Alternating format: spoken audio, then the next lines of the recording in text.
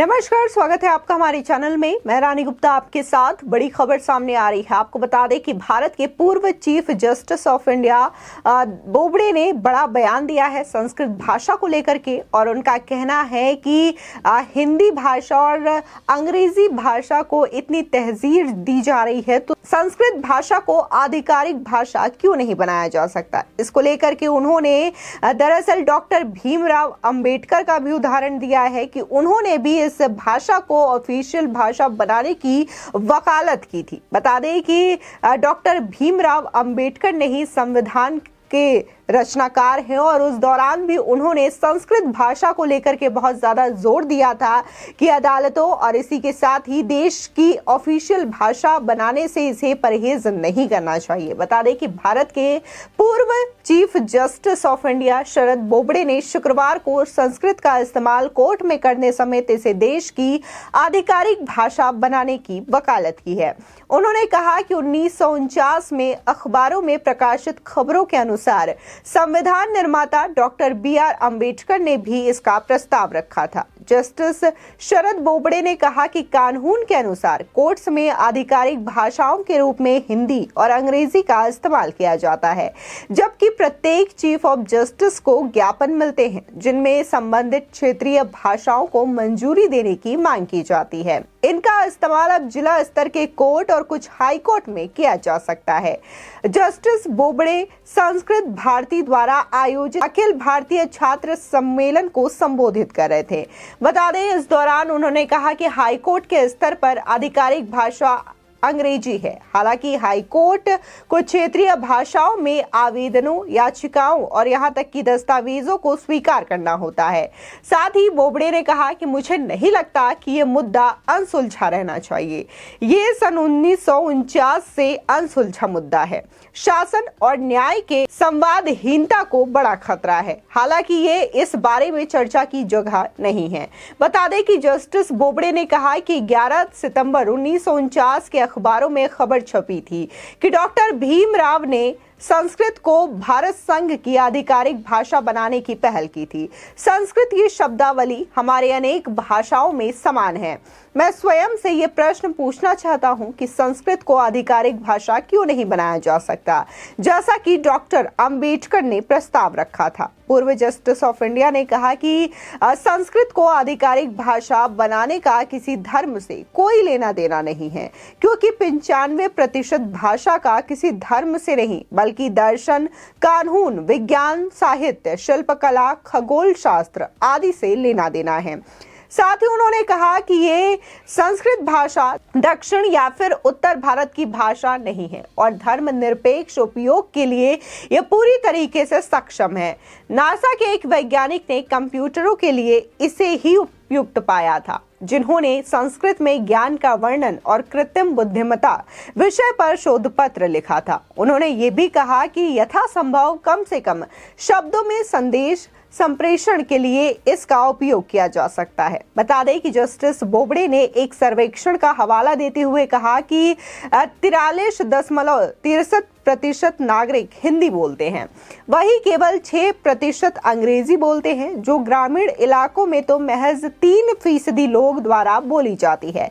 उन्होंने कहा कि 41% अमीर लोग ही अंग्रेजी बोलते हैं, वही गरीबों में इस भाषा को बोलने वाले लोगों की संख्या केवल 2% है। बोबड़े ने कहा कि संभवतः संस्कृत एकमात्र भाषा है जो हमारी क्षेत्रीय भाषाओं के सह अस्तित्व में रह सकती है, जिसमें से 22 संविधान की 8वीं अनुसूची में शामिल है। आपको बता दें कि पूर्व सीजेआई ने कहा कि ये बात में भाषा विशेषज्ञों से परामर्श करने की बात कह रहा हूं, जो इस बात से सहमत हैं कि भारतीय क्षेत्रीय भाषाओं में एक दूसरे के साथ संवाद करते समय कई संस्कृत शब्दों का उपयोग करते हैं।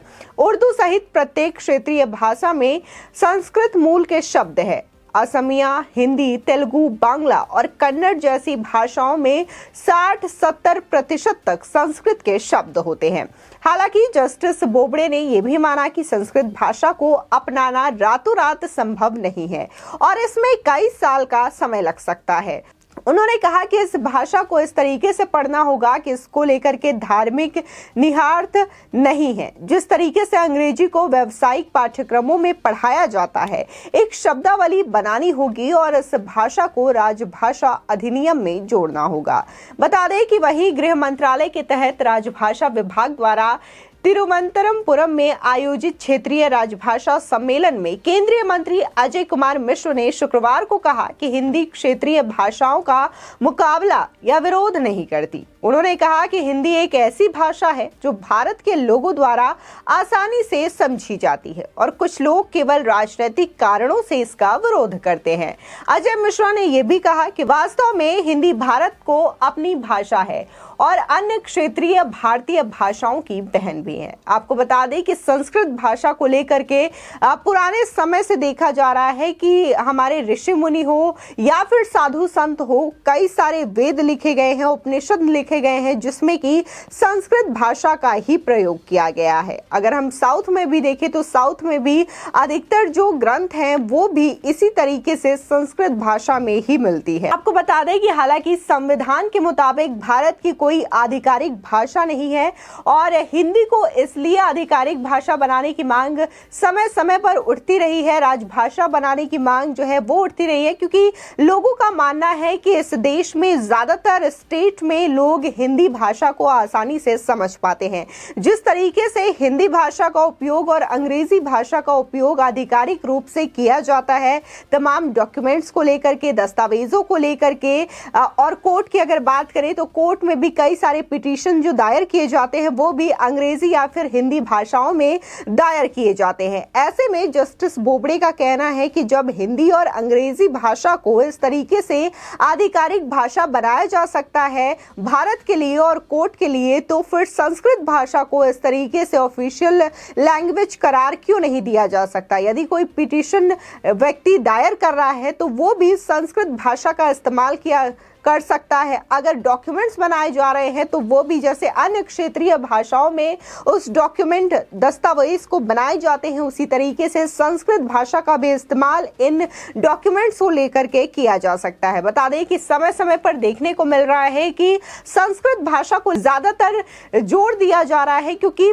अगर पुरातन समय की बात करें तो संस्कृत भाषा को देव भाषा कहा जाता है। यानी कि मानना है कि जब शुरू में भारत में लोग रहते थे तो वो संस्कृत भाषा बोला करते थे, ऐसा मानना है, जिसकी वजह से देव भाषा कहा जाता है। और ऐसी कई सारे उदाहरण देखने को मिल रहे हैं जिसमें कि संस्कृत भाषा को और भी ज्यादा बढ़ावा देते हुए कई स्टेट दिखाई दे रहे हैं, जिनमें से देखने को मिल सकता है कि उत्तर प्रदेश के वाराणसी का जो एयरपोर्ट है, लाल बहादुर शास्त्री इंटरनेशनल एयरपोर्ट, वहां पर हिंदी इंग्लिश के अलावा संस्कृत में भी अनाउंसमेंट होता है। यानी कि उस एयरपोर्ट में फ्लाइट की जो टाइमिंग होती है हिंदी और अंग्रेजी के अलावा संस्कृत भाषा में भी बताई जाती है। तो ये तमाम चीजें जो हैं लगातार इस तरीके से संस्कृत के विकास को लेकर के कही जा रही हैं। और अगर हम देखें तो साइंस भी इस संस्कृत के भाषा को लेकर के और इसकी तकनीक को लेकर के मानता है, क्योंकि जब नासा में संस्कृत भाषा का परीक्षण किया गया था, कंप्यूटर में इस भाषा के कोड को डाला गया था तो एग्जैक्ट कोड आया था, जिससे कि नासा के कई वैज्ञानिकों को इस संस्कृत भाषा से लाभ मिला था। फिलहाल इस खबर को लेकर के आपकी क्या राय है, हमारे कमेंट सेक्शन में जरूर बताएं। आगे की और भी अपडेट के लिए चैनल को सब्सक्राइब करना ना भूलें।